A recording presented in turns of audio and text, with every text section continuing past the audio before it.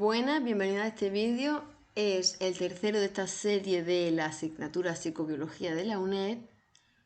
El segundo vídeo, el tema 2, la segunda parte, el tema 2 de la genética mendeliana de la conducta. Y habrá una tercera parte. Este tema va a estar en 3 partes. Así que, bueno, comenzamos con esta segunda parte. Regulación de la expresión génica a corto plazo. Está relacionada con el control del metabolismo celular y produce alteraciones pasajeras de la expresión génica. Los genes reguladores codifican la secuencia de los factores de transcripción. Pueden impedir o inducir la expresión de los genes estructurales. Se unen de forma selectiva a la secuencia reguladora, impidiendo o facilitando la unión de la ARN polimerasa y la expresión del gen estructural. Correpresores.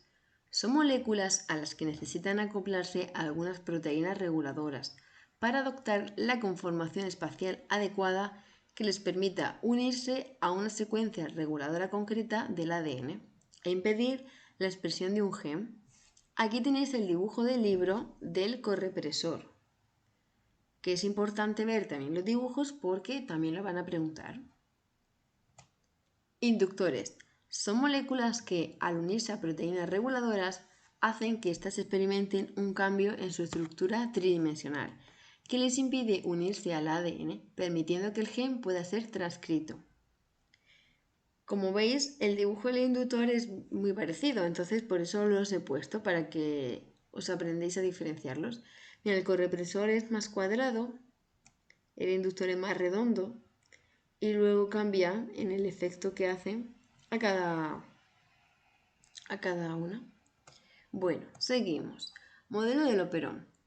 En 1961 por Jacob y Monod. Trata sobre los genes de las enzimas que intervienen en el metabolismo de la lactosa, genes LAC. Este se produce cuando cerca de los genes LAC se encuentra el denominado gen regulador, que codifica la secuencia de una proteína 12 reguladora llamada represor. Esta proteína reconoce y se une a un segmento de ADN que tiene una secuencia específica de nucleótidos, denominada operador, secuencia reguladora.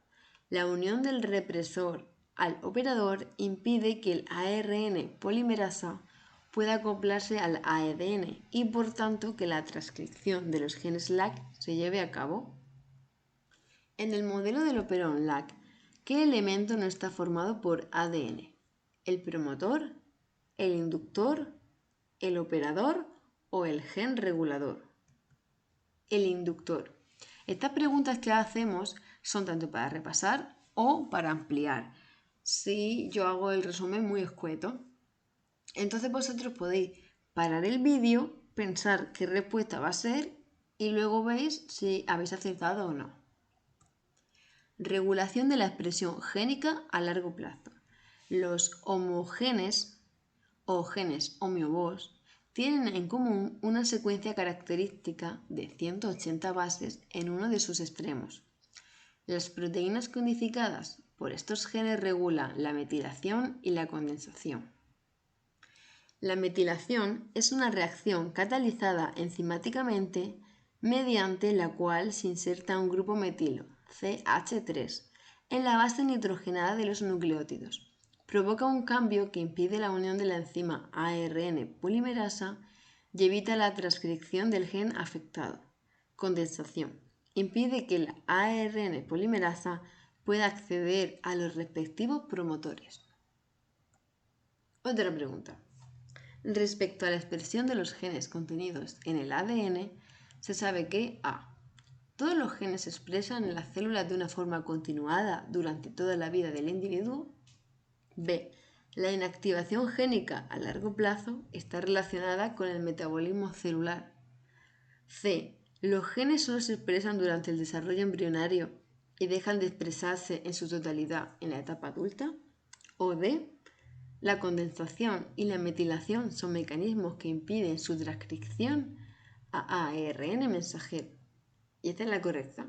Pero veis otras preguntas, seguro que las deducís fácilmente, porque dice, por ejemplo, esta: todos los genes se expresan en las células de una forma continuada durante toda la vida del individuo, el mismo gen continuadamente.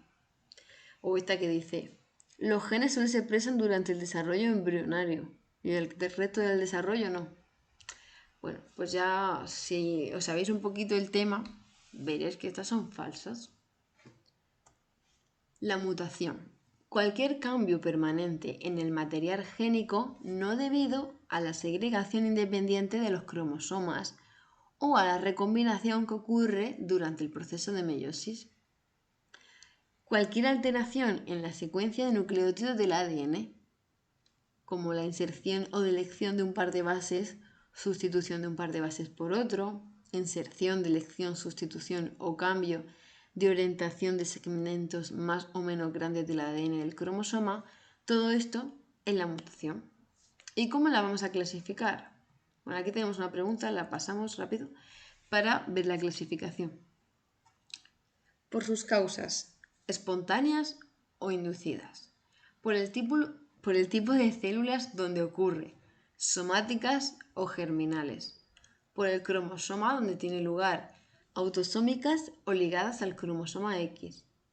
Por el cambio molecular que ocurre en el ADN, puntuales o de sustitución, polimorfismos de un solo nucleótido y de marco, basadas en sus efectos fenotípicos, modificaciones de los tripletes o de la secuencia de tripletes de los genes, puede dar lugar a pérdida de función o ganancia de función.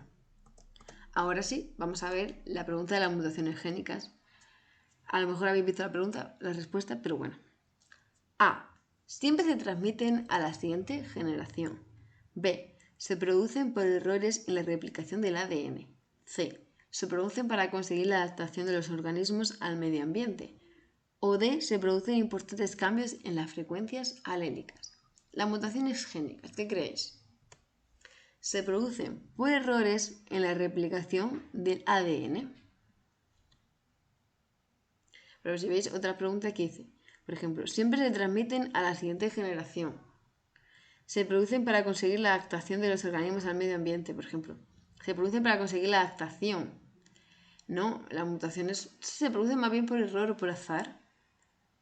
O se transmiten siempre a la siguiente generación y encima siempre. Pues no.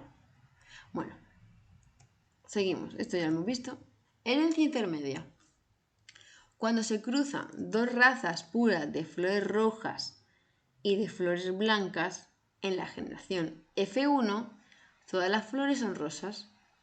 La autofecundación de esta generación F1 da lugar a una generación F2 donde las proporciones son 1, 2, 1, blancas, rosas y rojas.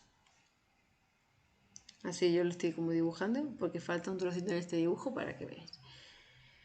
Seguimos. Bueno, todos los dibujos igual los tenéis en el libro. Es bueno que miréis todo. Más términos, más conceptos. Codominancia.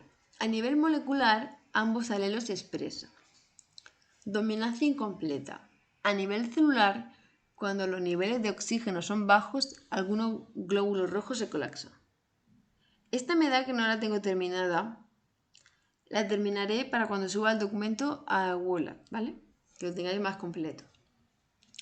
Pleiotropismo. Un mismo gen puede estar involucrado en varios rasgos fenotípicos. Epistasia. Falta de concordancia entre la proporción fenotípica esperada y la obtenida. Otra pregunta. La expresión de los alelos del sistema sanguíneo ABO para conocer lo necesario sobre el sistema ABO, veré en Wikipedia grupo sanguíneo. Es un claro ejemplo de A. Codominancia. B. Pleiotropismo. C. Dominancia intermedia o D. Herencia poligénica. Mira, pues podéis pausar si queréis el vídeo y hacer como os dice aquí, buscar en Wikipedia o en internet grupo sanguíneo y ver todo lo necesario del sistema ABO. Por si es más fácil responder la pregunta. Si no, miréis el libro y de ahí sacáis las preguntas. Como cualquiera que va a hacer el examen, que saca todo del libro. Bueno. A. Codominancia. B. Pleiotropismo. C. Dominancia intermedia o D. Herencia poligénica. A. Codominancia. Que aquí hemos dicho, a nivel molecular, ambos alelos se expresan. O sea que se expresarán los dos. Seguimos. El hecho de que... otra pregunta. Suelo hacer unas 5 preguntas por vídeo, por lo menos. creo que lo estoy haciendo así de momento. El hecho de que en las ratas albinas el alelo que determina la falta de pigmentación en el pelo causa a la vez una mayor emocionalidad representa un caso de herencia poligénica, epistasia, pleiotropismo o codominancia. Pleiotropismo. Decidme si os gusta más así que os ponga la pregunta de cada apartado detrás, justo de ese apartado, o al final del vídeo todas las preguntas, ya hacemos el momento de preguntas y respuestas. Seguimos. Transmisión autosómica dominante. El gen FOSP2, el gen del lenguaje, es un gen que codifica un factor de transcripción. Se trata de un gen muy conservado filogenéticamente, sometido a selección estabilizadora. Ha sufrido una evolución muy rápida, muy tardíamente. Transmisión autosómica recesiva. Solo los homocigóticos manifiestan el carácter y por tanto cada uno de sus progenitores debe tener en su genotipo al menos un alelo para ese locus. Los heterocigotos no manifiestan el rasgo, pero son portadores del alelo causante del mismo.